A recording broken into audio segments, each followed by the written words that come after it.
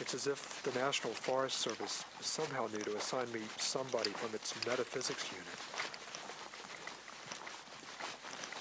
Anyway, what I want now is not metaphysics or philosophy. What I really want is to face the flames myself. Finally, we reach the summit, and I can hear the crew not far away. The people out here are, they're the best people. They're tough. They're really, I think, the fiber of the American spirit. Unfortunately, the crew we've been pursuing has just gotten its section of the fire under control and is knocking off for the day. At last, on the line, face to face with the wall of flame.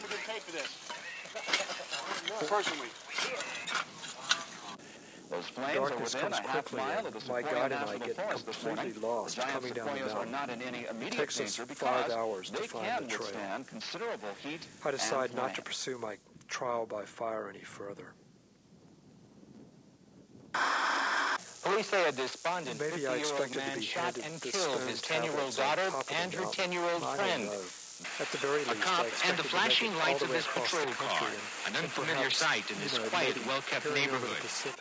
My journey would end with some sort of epiphany. An epiphany about fate and news gathering. The 43-year-old finally surrendered to authorities at 10:30 this morning. A team of 3 negotiators talked him into giving himself up peacefully. At about 4:30 this morning, SWAT team members had fired tear gas into the apartment, but... Sometimes when it's taking me an especially long time to finish a documentary, I teach a course in filmmaking to help ends meet.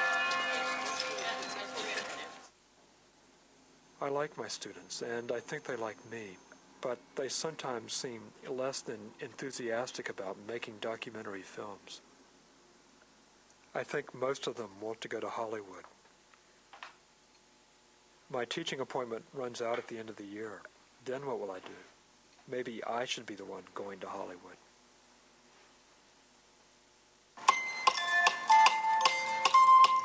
Documentaries aren't getting any easier to fund, and meanwhile, we've got a baby to support. Maybe I should just leave reality to the news teams and try to make fiction films. Then one day I get a call from a man I don't know. His name is Michael Pizer, and he's a Hollywood film producer. And somehow he's seen one of my autobiographical documentaries. He wants to know if I'd be interested in directing a fictional version of an autobiographical film. I began to take the offer seriously. Maybe this is the West Coast epiphany I was meant to have, that we should just move to Los Angeles for a while. Sunny California, why not? Early this morning, life in L.A. went into chaos. The major earthquake, registering a 6.6 on the Richter scale, struck before dawn. 70 major fires, hundreds of homes burned or collapsed, power out to tens of thousands. Rescuers helped get dozens of people out, but not everyone. At least 12 died here. As dawn comes to Los Angeles, the extent of the damage becomes more clear. A search for survivors begins. Here, the firemen have located a man trapped in a collapsed parking garage. He's conscious, and apparently he's in tremendous pain.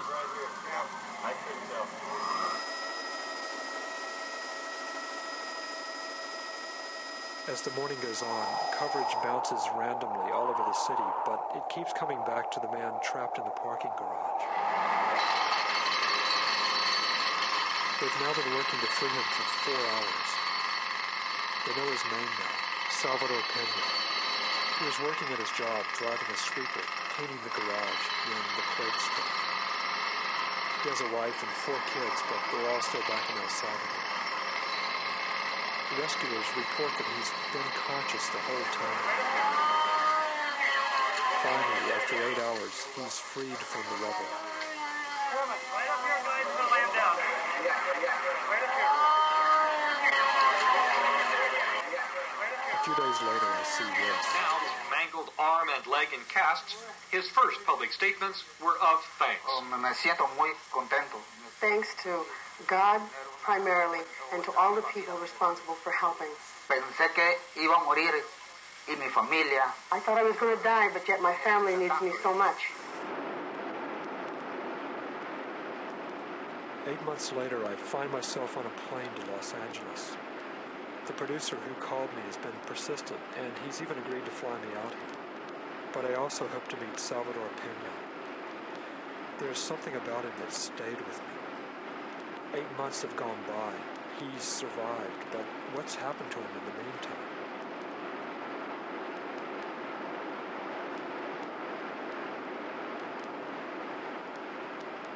Anyway, my meeting with the producer won't take place for a few days, so I decide to look up Salvador Pena's former employer, George Starr. It's amazing that he could have survived that. Yeah. It seems if he had been, like, to a foot to the right or a foot to the left, right, he would have died. Or forward or back. Or forward or back. Because of the beams, the way they hit, they were kind of a pocket, and that's pretty thick steel there. It just crushed it like a aluminum can. George, what's happened to Salvador?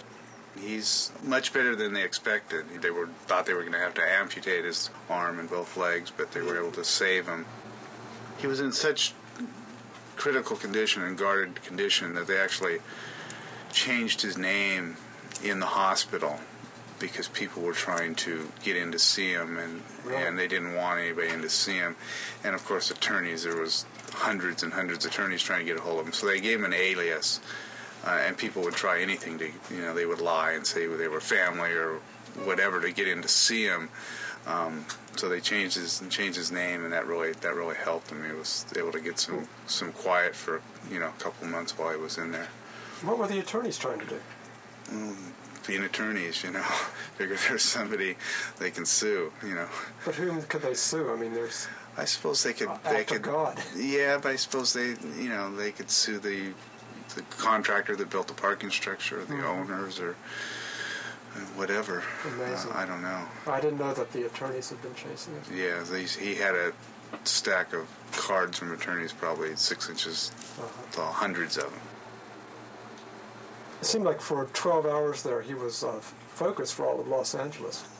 We had many calls after the earthquake regarding Pena and if there's anything people could do for him, so we started a trust fund for him, and there was people from all over the United States that sent in contributions, but it was, I guess, a little bit disappointing because he actually only, I think, received about $1,100 in contributions from people throughout the United States. And sometimes you see on the news somebody like John Wayne Bobbitt, whose wife dismembered him, received $100,000 or $200,000. And here's a poor guy in Salvador who's going to be crippled for the rest of his life, and was a hard-working man, and only gets $1,100. So that was a little bit disappointing that turned out that way. Yeah, to say the least. Life is almost back to normal in Los Angeles, but evidence of the earthquake isn't hard to find. Even in my hotel room. I have to confess, these cracks in my bathroom wall add an element of existential edginess to the decor. Speaking of my hotel, I asked for a room with a view, and this is what I get. George Starr, Salvador's former employer, did agree to tell me how to get in touch with Pena only after he was sufficiently convinced that I wasn't a lawyer masquerading as a filmmaker. George kept saying how lucky Salvador was, and it's true in a sense, but still, thousands of parking garages withstood the earthquake, yet the one Salvador happened to have been cleaning collapsed. Actually, my room does have something of a view. I guess you could call it the Santa Monica skyline, with the clock that stopped at 10 till 3. Anyway, I finally call Salvador Pena, and he tells me to drop by for dinner.